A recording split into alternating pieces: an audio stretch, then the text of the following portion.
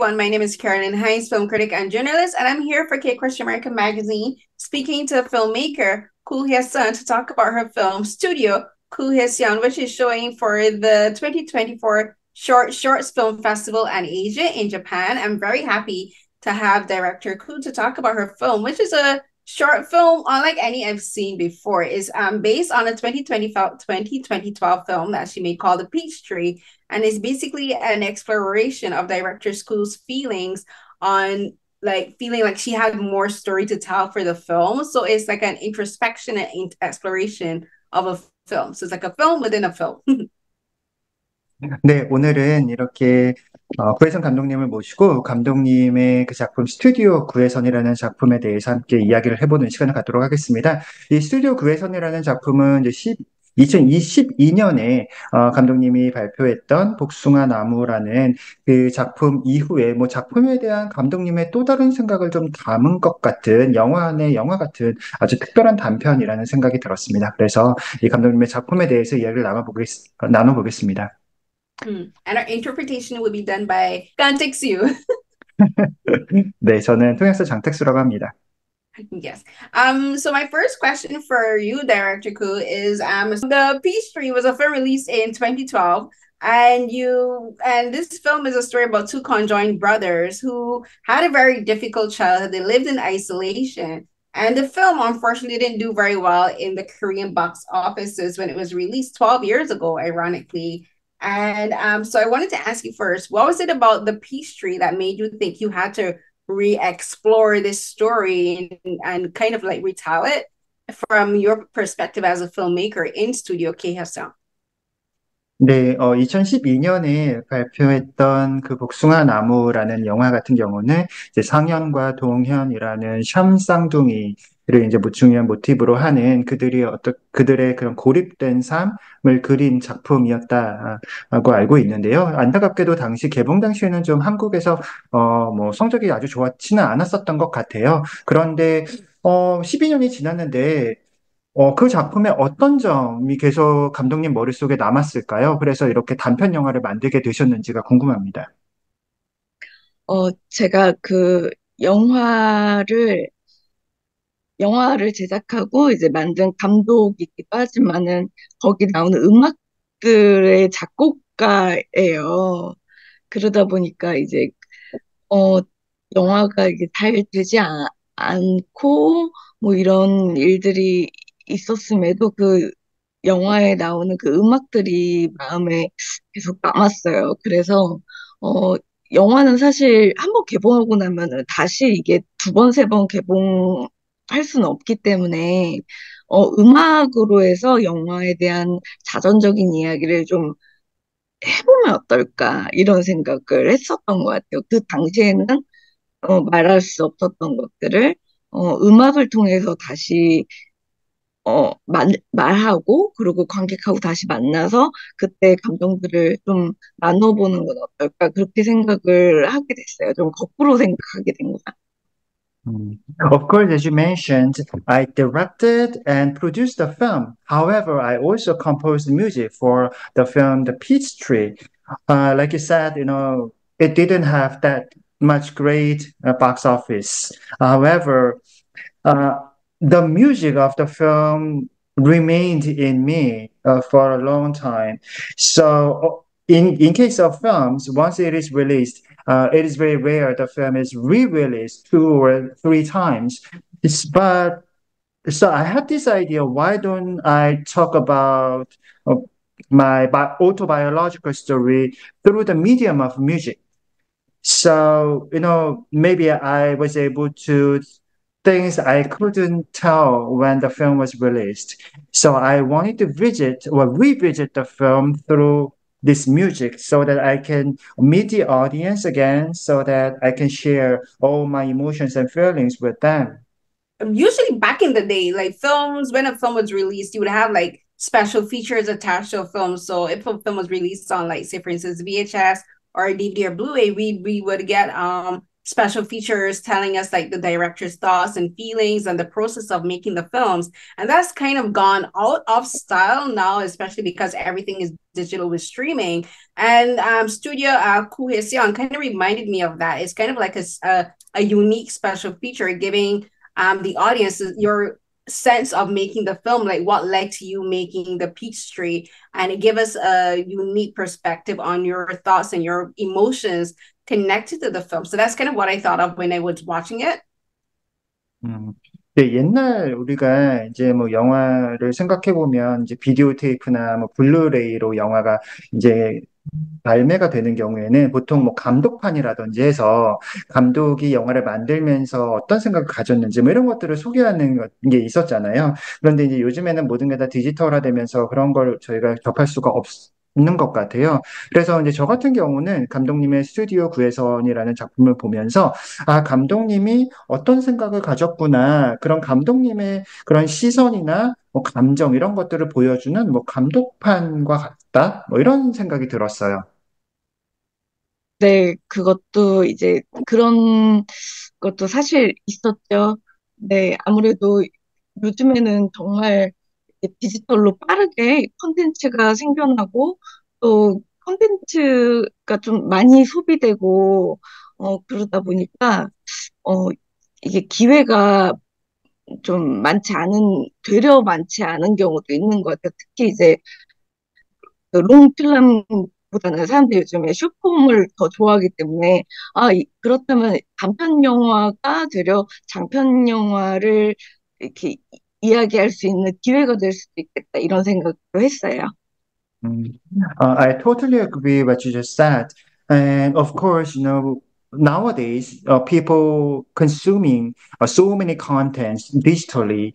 And however, that makes sense. That makes lack opportunity on the other hand.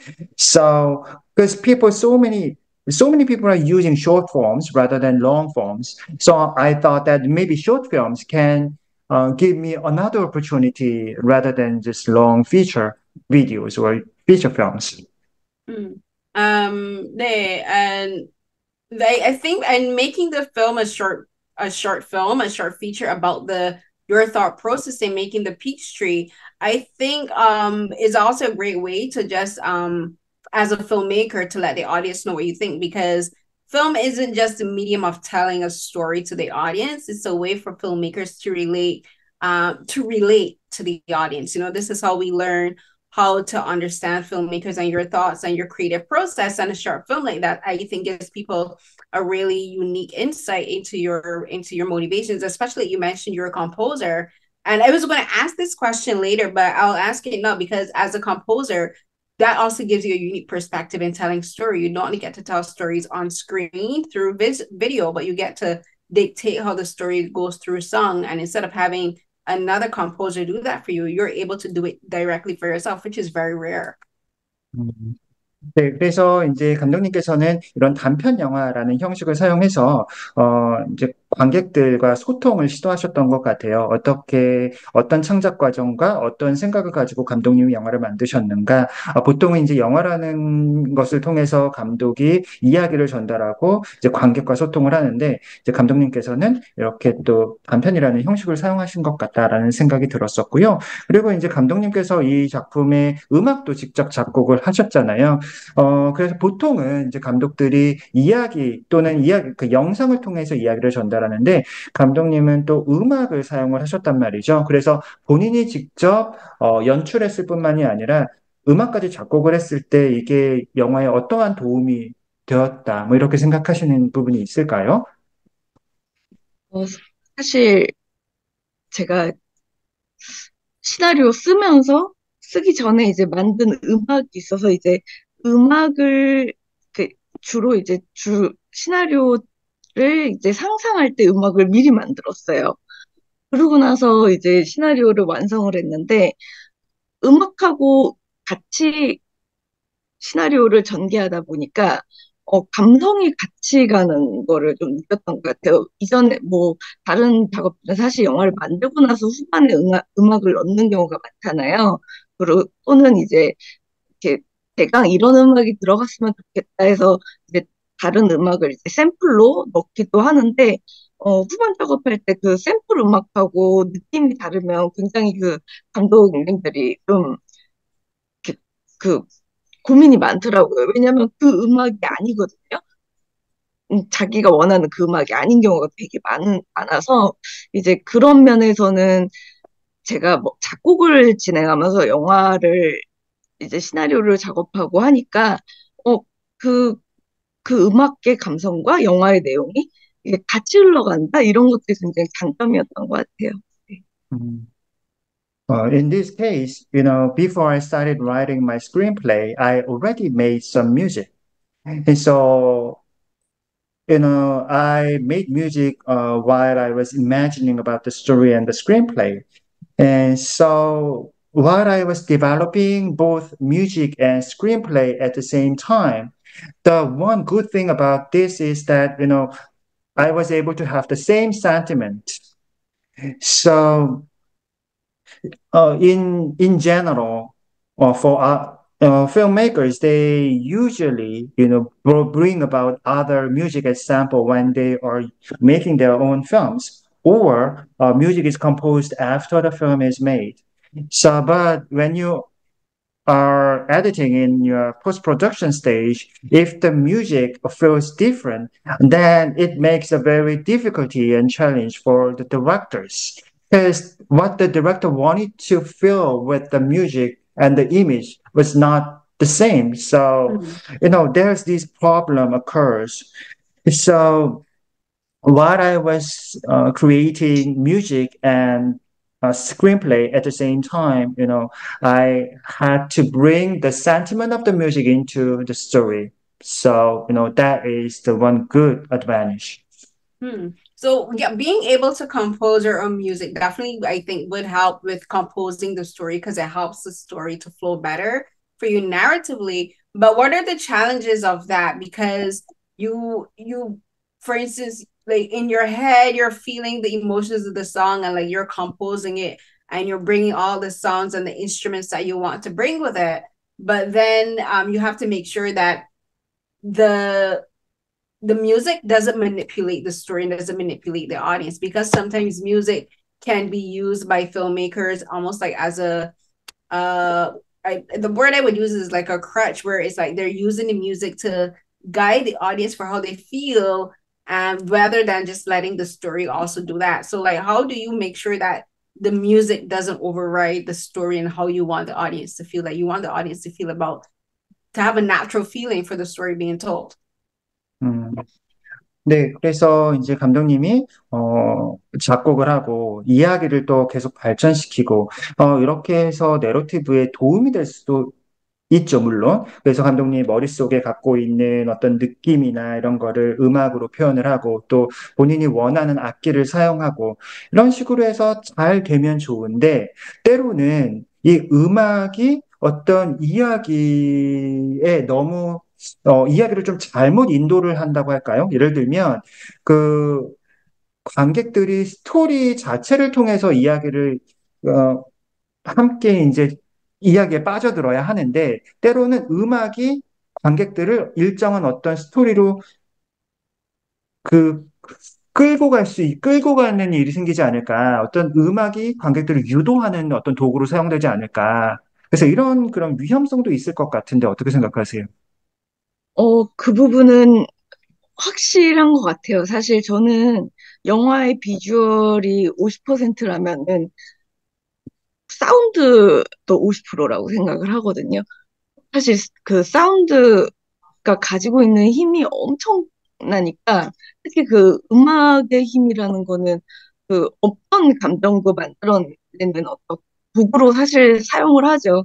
그래서 근데 만약에 그런 생각을 해요. 이제 그 음악 감독님과 저의 생각이 영화의 내용에 일치하지 않았을 경우는 그 도구가 이게 효과적이지 않을 수도 있는 위험이 있지만 사실 이제 제가 작곡을 하면서 제가 글을 썼기 때문에 저는 그 음악이 사실상 그 시나리오의 그 어떤 감성을 유도하는 정확한 그 도구로 사용을 했기 때문에 위험한 것보다는 장점이 더 많겠다. 내가 이게 생각했던 그림이, 어, 제가 원했던 그림이 잘 안 나오는 경우에 이제 그 음악이 커버해주는 효과를 저는 많이 경험을 한 것 같아요. 그래서 그런 부분에서는 위험하다기보다는 효과를 더 봤다고 생각해요.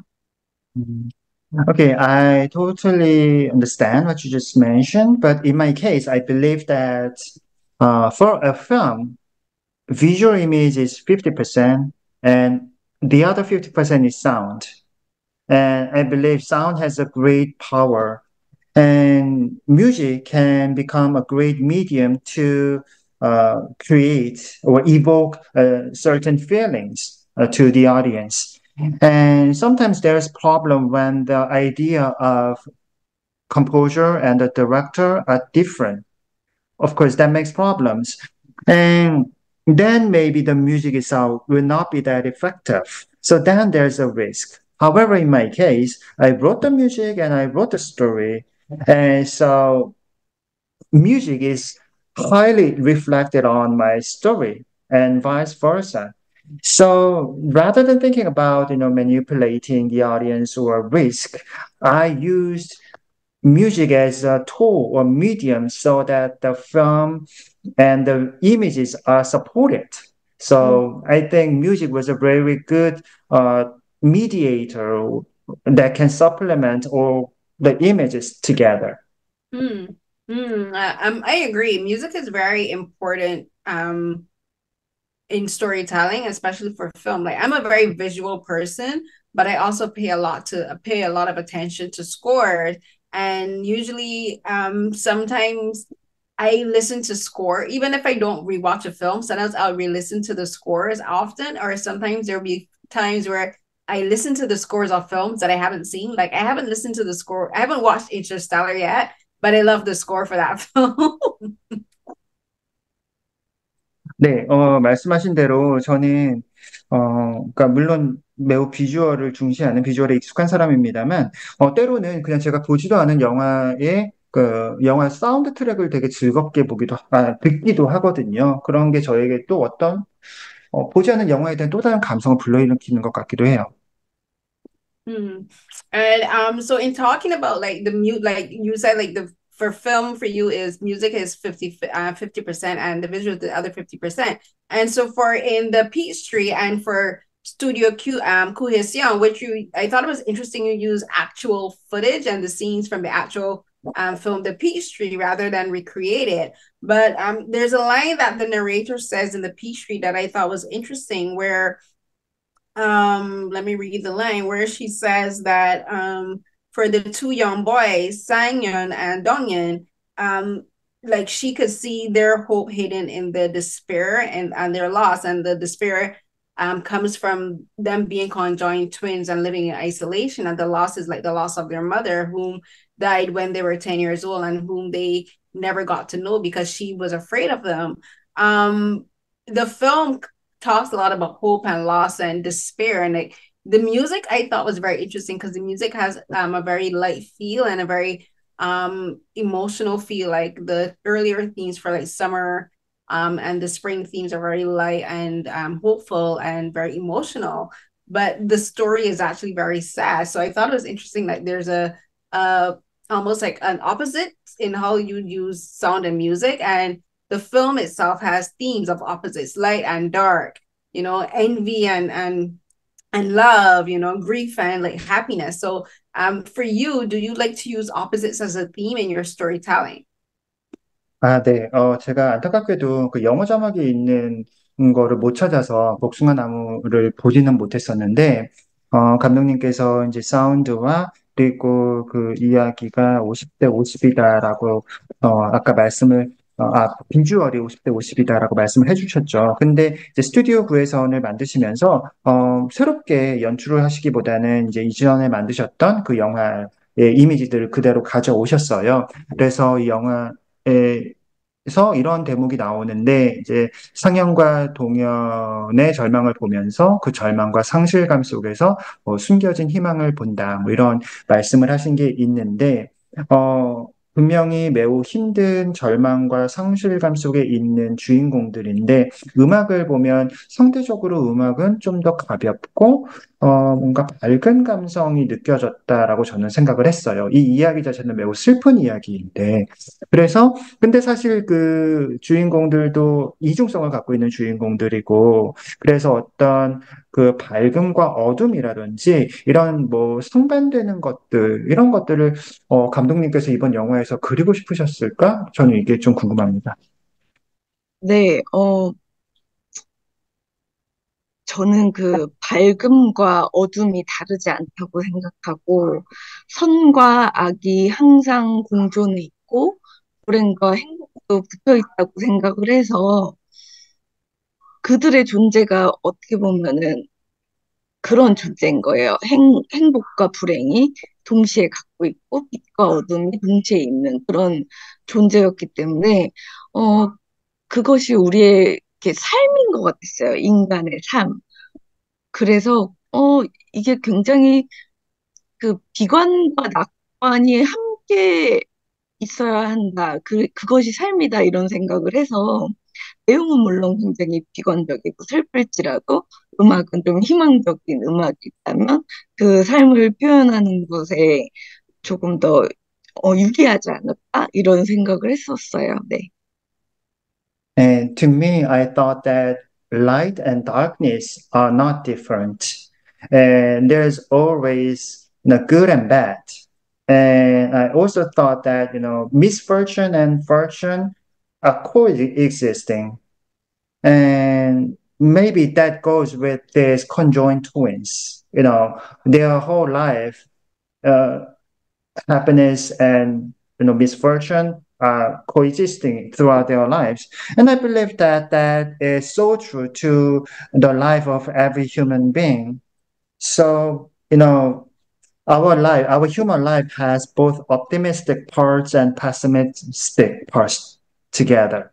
So, of course, the story itself is very sad and pessimistic. However, I wanted to deliver the music more hopeful. And I thought that that way I was able to deliver the story much better, or Hmm. easier. Mm. Hmm. And I'll admit, when I first watched Studio Cohesion, I wasn't really understanding what was the original intent for the peach tree, and I haven't been able to watch the original film because I couldn't find it anywhere with subtitles. But I did read the synopsis, and reading the synopsis actually helped me to understand Studio Cohesion. And then in hearing you talk just now, I got the themes of opposites and of in the film and thing. But in hearing you speak just now, it kind of made me think of how the characters of Sangyeon and Dongyeon are actually kind of like metaphors for like us, everyone, because we all have a face that we show to the public, and then there's another face that we don't show. That there's always a side of us that we keep hidden, and we're only able to show the complete side, all sides of us to the people that we let into our hearts. That kind of like made me think of how the film is really about us hiding who we are from people in our everyday lives and even the people who are closest to us. 음, 네, 그래서 제가 맨 처음에 이제 스튜디오 구에선을 보면서는 사실 이게 어떤 원래 의도가 뭐였을까 정확히 이해를 할 수는 없었어요. 그리고 이제 제가, 어, 자막에 있는 버전을 못 찾아서 영화를 볼 수는 없었습니다만, 일단은 영화를 이해하기 위해서 시놉시스를 읽었고, 그리고 이제 감독님께서, 말씀하시는 거를 들으면서, 어떤 생각을 가지셨겠다라는 생각을 이제 조금은 저도 이해를 하게 되었고, 그래서 지금 그 상현과 동현이라는 그 두 인물, 를 통해서 어쩌면 감독님께서 그 인간의 모습을 인간에 대한 메타포어를 그리신 게 아닐까라고 생각이 들었습니다. 왜냐하면 우리 인간의 삶을 생각해 보면 우리도 사람들에게 보여주고 싶은 모습이 있고 또는 보여주고 싶지 않은 모습이 있죠. 우리는 항상 우리가 보여주고 싶은 완벽한 모습만 보여주고 싶지 않은 거는 아무리 친한 사람이라고 하더라도 숨기고 그냥 감춰두고 있는 것 같아요. 그래서 이런 우리 인간의 모습을 보여주고 싶으셨던 게 아닐까라고 생각하는데 어떠세요? 네, 맞아요. 맞아요. 네, 그게 인간이라고 생각을 해요. 그 감정이 늘 밝음만 있는 사람은 전 없다고 생각하거든요. 누구나 자기 안에 상처가 있고, 그리고 그거를 억누르고 밝게 행동하거나 말하거나 그러는 거지. 불행이 없는 사람은 저는 없다고 생각을 하기 때문에, 어, 그게 예, 말씀대로 그게 인간의 삶이고 그냥 상현 보면은 비주얼로 얼굴이 두 개인 것 뿐이지 사실 하나로 존재하거든요. 그 하나 안에 두 개의 어, 그런 상반된 것이 있는 그게 인간이라는 걸 표현하고 싶었어요. 네. Yeah, you're absolutely right. I believe that that is so true to human. So I believe that not everyone is always happy because every person has their own pain inside. And I believe that every one of us has some kind of misfortune or some unhappiness inside. And that's the human life. So when you think about the main characters, conjoined twins, Sanghyun and Donghyun, of course they have two faces, but one body. And I think that every human has that kind of opposite side within one person. So that's it.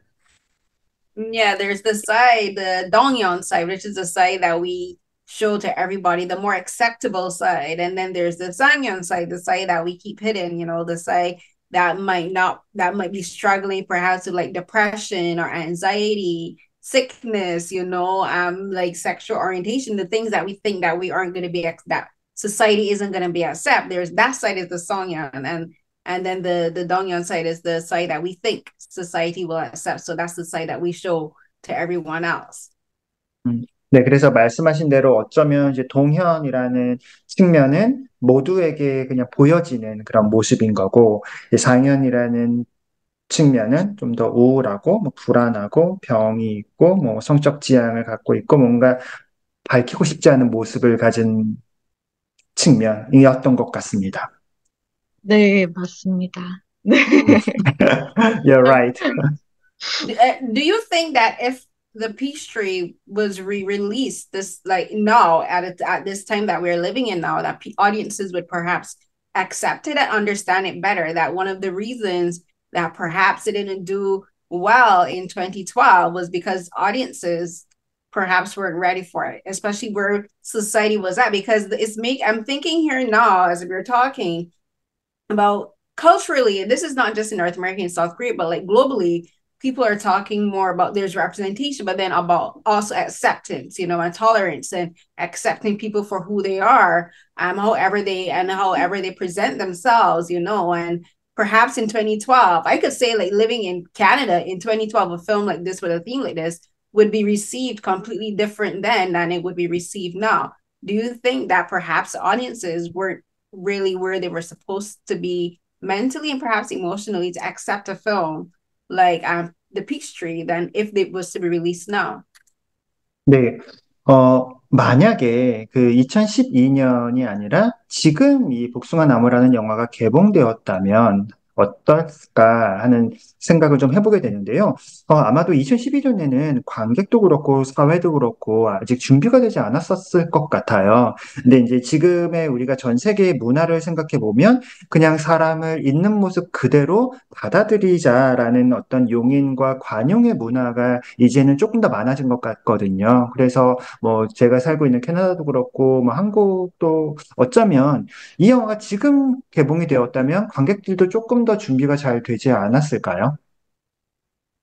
어, 그런 생각도 들고, 저의 욕심으로는 다시 개봉하고 싶다 이런 생각도 좀 많이 하는 것 같아요. 그 영화라는 게 이제 개봉을 해서 어떤 성적을 얻는다는 건 사실 그냥 영화가 단지 좋아서 보다는 이제 사회적으로 어떤 마케팅이나 이런 것에도 사실 엄청 영향을 받기 때문에 그 당시에는 사회부 준비가 안 됐지만 더조차도 그런 뭐 되게 섣불렀던 어떻게 사람들한테 이 영화를 보게끔 하는 데 있어서 더라는 감독이 좀 서투른 면도 있었고, 그래서 사실 뭔가 지금은, 말씀하신 것 처럼 굉장히 다양성이 이렇게 수용되는 시간이 와서 되려 이 영화를 지금 개봉했으면 어땠을까 이런 생각도 드는 것도 사실이고요. 언제나 좀 가능성을 보는 것 같아요. 제가 영화를 만들 때 영화 안에 그런 기계, 그러니까 현대식 기계를 잘 안 넣어요. 굉장히 아날로그한 것들을 많이 넣거든요. 그 당시에도 휴대폰도 있고 스마트폰도 있는데도 불구하고 영화 안에 사실 그런 것들을 굉장히 배제하고 아날로그적인 소재를 쓰는 게 10년 후에 20년에 봐도 이질감이 없을 것 같다는 생각 때문인데요. 복숭아나무 같은 경우도 누군가 지금 보신 분들은 그게 2012년에 제작한 영화인지 잘 모르세요. 왜냐면은 그 시대에 사용하는 기계가 나오지 않기 때문에. 그런 면에서 언제든지 가능하다면 다시 개봉하고 싶어요. 네. Mm. I personally, of course, I really want to re-release the film if there's opportunity, because once a film is made, there are a lot of interests, a lot of people of interest. There are marketing and the society, so you ended up releasing your film. Uh, and come to think about the release of my film in 2012, maybe the society wasn't ready, but I myself as a director wasn't ready either. Because as a novice director, I was occurred. But nowadays, I believe there is this culture of diversity, and diversity is being accepted throughout the society. So why not? I really hope that the film will be released. And in my case, when I make a film, I try not to showcase any modern technology or devices into my film. So when you look at my film, most of my devices were analog. I didn't want to showcase any, state of the art smartphones back then. So because if you watch a certain film after 10 years or 20 years, you feel foreign because you notice very old gadgets and devices. I didn't want that. So, people watch my film after, all these years, they do not know that the film was made in 2012 because they cannot tell the exact time by watching the images. Because I didn't show any particular devices that were used during that time. So, I hope there will be opportunity to re-showcase my film. Hmm. It would be interesting if it does get re-released, and I hope you do get the chance to do that, because I think a film like this now, as you said, like the society is very different, and I think the society is more culturally intelligent. Like people are reading into film more, like they're watching films, yes, for entertainment, but they're reading more into the stories and the themes for the films. And I think it will be interesting if the picture got re-released again. And I wanted to ask you, I'm going to ask about the analog because that's the question I did want to ask. But do you think that one of the reasons you made Studio Kuhe Seong was not only to help audiences to understand your mindset in making the film, like what prompted you to make it, but as a catharsis for you, because you yourself felt sad that you, as you said, you weren't ready for the film that you made then, but you are now, and like perhaps that you were a bit sad that people misunderstood the film, so you kind of made Studio Kuhesyang as a way to like help you yourself have catharsis in the film not doing as well as you wanted it to and people misunderstanding it.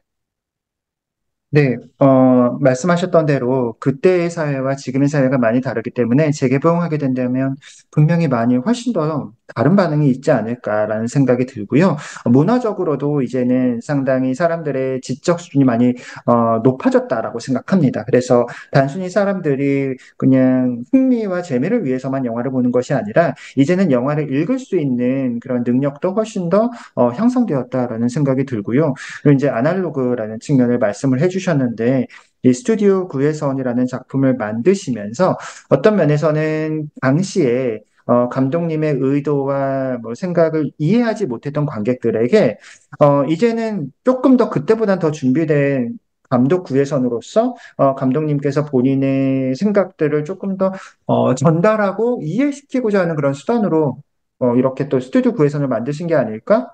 그래서 어떤 감독님이 또 다른 카타르시스를 좀 느끼신 게 아닐까라는 생각이 드는데 어떠세요? 네, 맞아요. 다시 보니까 좀 다르게, 저조차도 다르게 보이더라고요. 그 영화가. 그래서,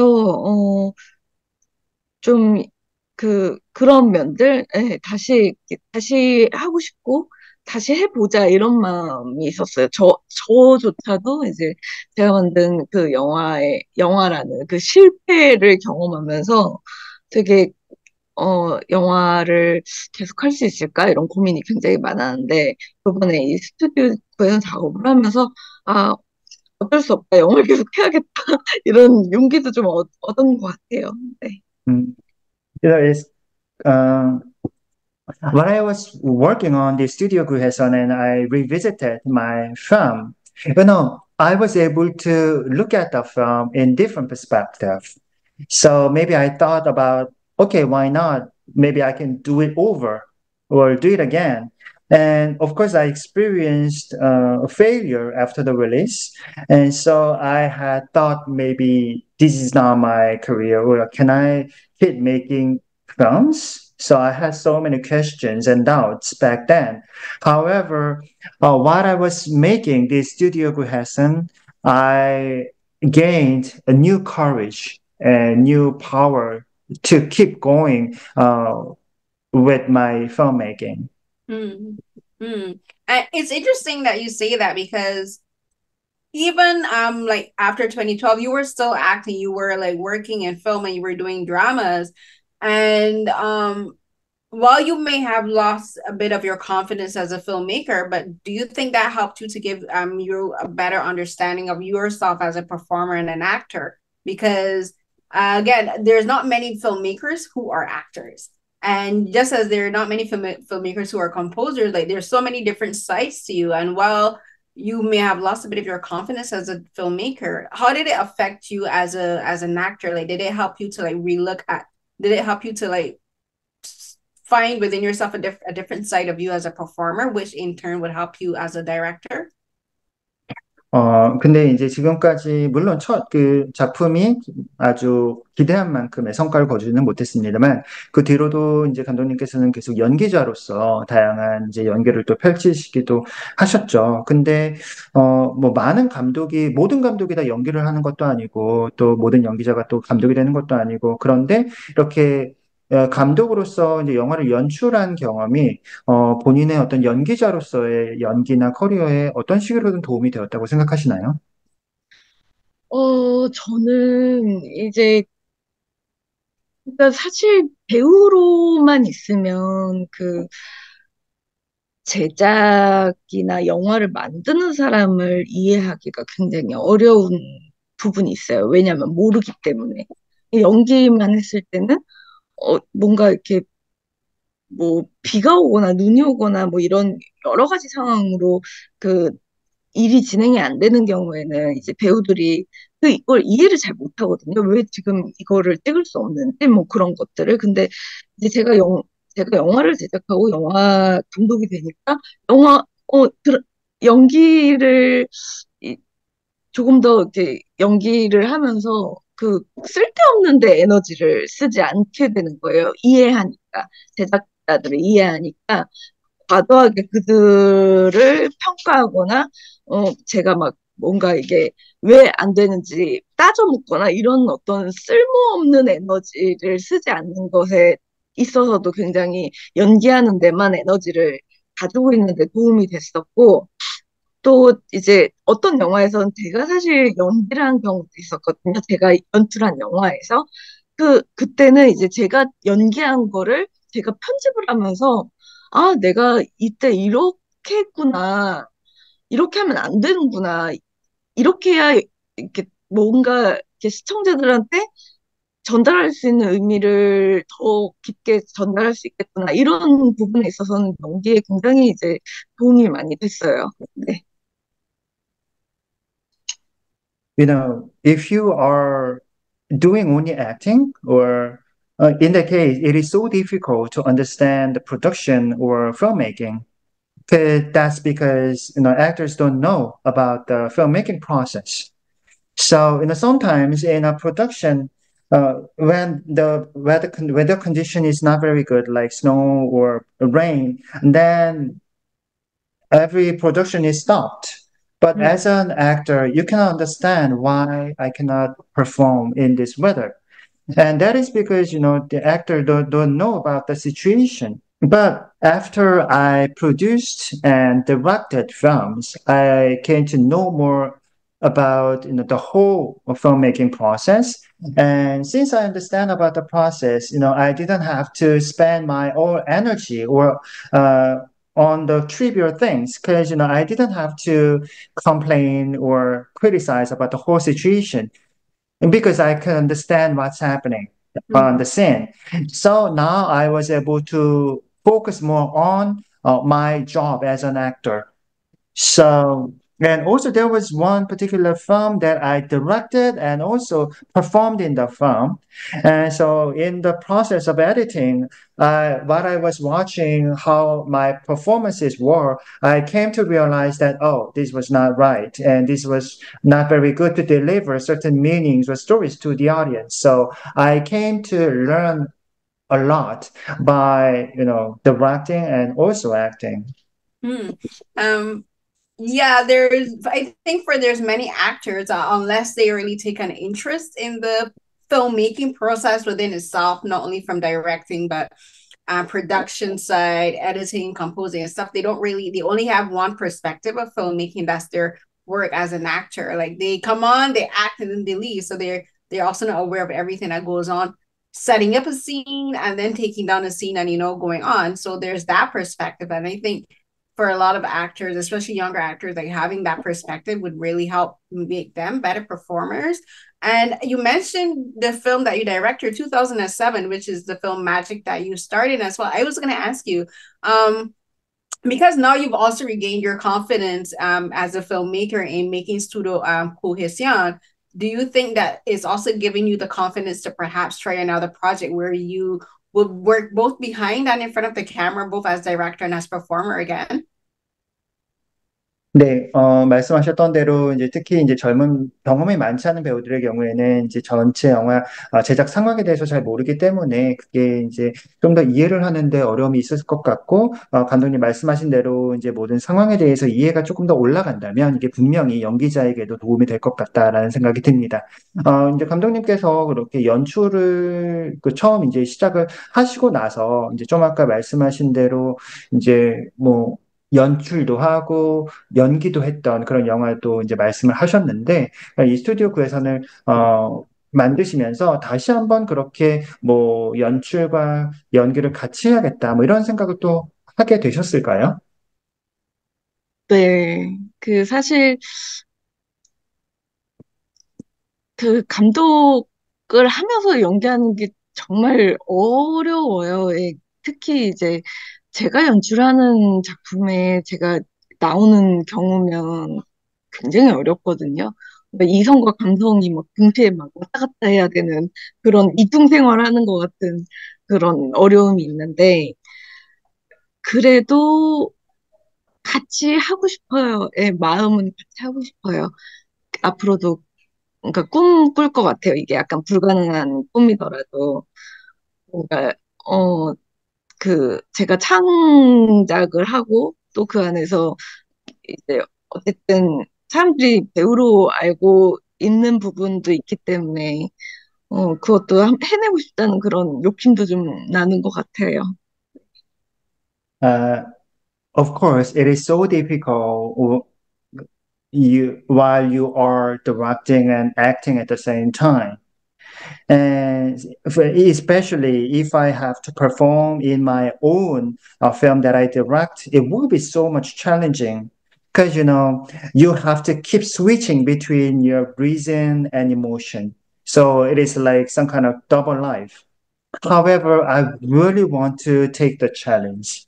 So it is something like a dream that is impossible. So dream that cannot come true. However, you know As an actress, of course, as an actress, I want to perform, but I also want to direct.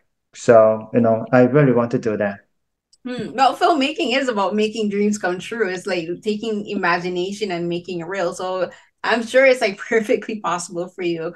I'm good. We're gonna begin wrapping up now. So one of the final questions I want to ask you, like you mentioned the analog, and I did notice that in the film, and it's something that I've been talking about a lot recently with other film critics and journalists and filmmakers, is about how a lot of people are preferring to watch a lot of older films now versus newer films because with a lot of older films there is less technology, modern day technology involved in them, but also there's a lot more practical effects, and then there's a lot of just being narrative, and those kind of films feel very timeless. There are films that you can watch it 10, 15, 20, 30 years and the story feels the same and it doesn't look aged because you're not relying on like a smartphone, as a device, like I could look at a Samsung phone and say, oh, this was released in 2022. And if you watch it in like 10 years, it's aged because you already know it. But a film like The Peachtree and other films where practical effects and more non-dated VFX are used, I think a lot of filmmakers are going back to that way of making film. Like for you, could you talk a bit about the use of technology in film? Now you have more modern technology to have with filmmaking, but for you, how do you see technology and film working together? 네, 이제 조금 인터뷰를 정리를 하는 질문을 좀 드리고 싶은데, 어쨌든 감독님께서는 이 영화를 만드는 것 자체가 상상을 현실로 만드는 거니까 이미 꿈을 이루셨다. 라고 말씀드리고 싶고, 그리고 이제 제가 질문 드리고 싶은 거는 요즘 들어서 많은 사람들이 새로운 영화보다는 옛날 감성의 옛날 영화들을 더 많이 찾아본다라는 생각이 드는 것 같아요. 그래서 뭐 첨단 기술이 많이 등장하지 않고 내러티브에 집중한 그런 이런 영화들이 오히려 시대를 초월한 타임리스 작품이라는 생각이 들거든요. 아까도 감독님께서 말씀하셨듯이 이제 뭐 예를 들어 2023년에 나온 스마트폰이 나온 영화라면 이제 10년 뒤에 이 영화를 보게 되면 사람들은 이거 2023년에 나왔던 거구나라는 걸 바로 알 수 있는 거죠. 그런데 이렇게 어떤 기술이나 기계가 나오지 않는 그런 영화들은 오히려 시대를 초월하고 어느 시대에나 존재할 수 있는 그런 작품들인 것 같아요. 그래서 기술 사용에 대한 감독님의 생각은 어떠세요? 어, 저도 계속 이걸 사실 유지하고 싶어요. 그러니까 언제 보아도 이해가 가는 그런 영화를 만들려면 그런 것들이 이제 내용에만 좀 집중되고, 뭐, 그때 시대에 그러니까 우리가 그 시대를 겨냥해서 그 시대를 표현하는 작품이 아니라면, 굉장히 좀, 사실 이 스마트폰이 영화에서는 되게 불편한 장치 같거든요. 왜냐면 사실 뭔가 누구를 그리워하면 그냥 스마트폰으로 메시지 보내면 되고, 뭐, 화상 전화하면 되고, 뭐 검색하면 되고 스마트폰을 안 되는 게 없잖아요. 그러면 사실 영화가 그 이야기를 끌고 가는 데 있어서 어떤 표현하는 데 굉장히 방해가 된다는 생각을 조금 저는 좀 보수적으로 하고 있어요. 그래서 앞으로도 이거를 좀 유지하고 싶은 마음이 있고, 그리고 이제 이전에 저도 뭐 핸드폰이 많이 나오는 그런 장치들의 영화를 봤을 때 나중에는 그거 보기가 좀 힘들더라고요. 그러니까는 왜냐면 지금 시대는 그 기계를 쓰지 않기 때문에 뭐 그런 경우들을 좀 보면서 요거 좀 고수해야겠다. 그리고 어떤 특정한 시대를 표현하거나 말할 게 아니라면은 기계 사용은 굉장히 좀 신중하게 생각하고 사용해야겠다 이런 생각을 하고 있어요. Yes, like I said before, I think I want to keep my perspective about using less devices or technology, because I want to make films that can be understood anytime, anywhere. And and I think it is more important to make the audience focus only on the story. So if a certain film is not talking about a certain period of time or the trend, then I believe that it is much better not to use that many technology. And sometimes I feel smartphone can become a very unnecessary medium because if there is this scene about longing to somebody, and then all you can do is just send a quick text message or make a video call or just a search Google search, then it doesn't help that much about storytelling. So sometimes it can even interfere about expression. So I have this kind of rather conservative perspective, and I want to keep this perspective uh, in the future. So, and there was I remember one film that has so many scenes related with smartphones, and it was so difficult and challenging for me to watch the film to the end because, the phones and the devices were not used anymore. So maybe I will stay the same that I'd rather not use that many state-of-the-art technology in the film. Mhm. I agree. Sometimes when I'm watching a film or a drama and characters have a way to solve a solution, like using a phone, and you're watching, you're like, but you have a phone. It's as simple as looking up the information, but they don't. And sometimes you can tell the writers are struggling with how to use the technology to the advantage without making it overly complicated. So that is something very frustrating in watching films now. And so my last question for you is, you work very frequently with pianist Che In Young, and he was the original pianist for the Peachtree, and you brought him back to show in Studio Koo Hye Sun. And while Studio Koo Hye Sun is also about your perspective as a filmmaker, it also gave us the chance to see him playing the score for the film. Can you talk about working with him, because you've not only worked with him for both films, but you've also like done other solo tracks with him as well. Is he kind of like what you would say, kind of like your like almost like your musical muse for you as a filmmaker? 네, 그럼 이제 마지막으로 이번에 이제 피아니스트 최인영 님과 같이 이제 작업을 하셨는데요. 이전 영화에서도 그리고 또 이번 단편에서도 같이 이제 작업을 하셨어요. 그래서 어떤 면에서는 뭐 음악적 뮤즈 뭐 이렇게도 말을 할 수 있지 않을까라는 생각이 들기도 했었는데, 그래서 이렇게 그 피아니스트랑 같이 작업을 하면서 뭐 그 피아니스트는 어떤 의견을 뭐 제시하셨고 뭐 어떤 식의 이야기를 나누셨나요? 저의 가장 오래된 파트너예요. 어, 제가 저를 그러니까 어떻게 보면 작곡가로 만들어 주신 분인데, 어, 한 거의 이제 정말 한 15년, 16년 정도 작업을 한 어, 그 강자, 저희 친구이고, 네, 저희 그 음악 감독님이고, 또 저의 뮤즈이기 때문에 사실 저희 그렇게 크게 어떠한 대화를 하지 않아도 아는 것 같아요. 그러니까 뭔가 이렇게 멜로디를 이렇게 써서 음악 감독님한테 이렇게 표현을 하고 싶다고 얘기하면 그분이 정말 마법같이 막 뭔가를 해오시거든요. 굉장히 존경하고 존중하고 있고, 그래서 작업할 때 저희가 사실 그렇게 많은 얘기를 하진 않아요. 그냥, 그냥 말하지 않아도 아는 그 감성으로 얘기를 할 수 있는 것 같아요.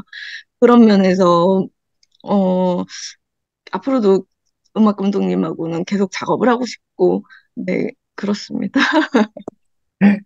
Yes, pianist Chain Young is a very long partner for me, and and also he was the one to make me a composer. And it's been like 15 to 16 years since we worked together. So he is my dearest friend and great music composer and a muse. And we don't talk much, because we know already each other. So when I had this idea of melody and I sent it to the composer, then it's like a magic because he ended up completing the melody I gave him. So I have great respect to him, and because I believe we don't need much talk because we share the same sentiment. So I want to work with him for a long time. What did he think about Studio Kuya Seong when you told him about the project, when you decided that you wanted to make it? What was his thoughts about it? 그러면 그 감독님이 스튜디오 9에서는 만들고 싶다라고 했을 때 그 최인영 음악 감독님은 어떻게 말씀하셨어요? 사실 그런 아이디어도 그 음악 감독님이 굉장히 많이 저한테 주는 편이에요. 뭐, 이런 거 해보면 어때요? 이런 거, 뭔가 이렇게 연주 영상을 좀 만들어 보는 거 어때요? 이런 아이디어를 사실 먼저 주기도 해요. 그래서, 이거 이렇게 스튜디오 구에서는 만들어서 이제 그 음악 감독님을 사실 어떻게 보면은 그 화면에 음악 감독님을 담았잖아요. 그래서 그, 뭐 좀 살을 빼야겠다, 뭐 이런 말씀하시고 그랬어요. 네. you know, we share a lot of ideas, and actually, he suggested me many different ideas. And he told me that why don't I make some videos for performing? And in case of Studio Guheson, the pianist chair is on the screen. And after watching the screen, he said that, oh, maybe I need to have some diet. I need to lose some weight. No, I think he and the other musicians, the cellist and the violinists, did a fantastic job, and I really appreciated being able to see him play and like you giving a little bit of the behind the scenes making of that. So I really appreciate it, and I really appreciate the film. And speaking with you helped me to appreciate it more, and to really understand it and your motivations and behind it. And I hope more people watch it so that they can get a better understanding of the peace tree, but also of you as a filmmaker and be able to understand your vision as well. Thank you so much for taking the time for talking with me. 감사합니다. 네, 이번 스튜디오 구에선에서 음악 감독님과 그리고 다른 연주자들의 연주하는 모습 정말 너무너무 훌륭하고 너무나 즐겁게 잘 봤고요. 그리고 이렇게 오늘 감독님과 만나서 이야기를 나누면서 감독님의 생각과 감독님 갖고 계신 비전에 대해서 더 많이 이해할 수 있게 되어서 너무나 좋았습니다. 그래서 더 많은 분들이 복숭아 나무에 대해서 다시 한번 또 발견하셨으면 좋겠다라는 생각이 듭니다. 이렇게 시간 내주셔서 진심으로 감사합니다. 네, 감사합니다. Yay. Thank, thank you so much.